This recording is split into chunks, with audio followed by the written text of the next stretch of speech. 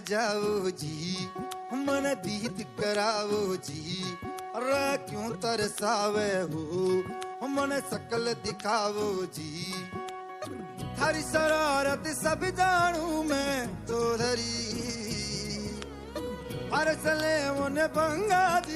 નમસ્કાર મિત્રો, માનસી હેન્ડીક્રાફ્ટ લાઠી. તો આપણે કરેલું છે લાઠીમાં મસ્ત વાનરતનું ડેકોરેશન જયદીપભાઈ માટે. જયદીપભાઈ કેવું લાગ્યું ડેકોરેશન આપણું?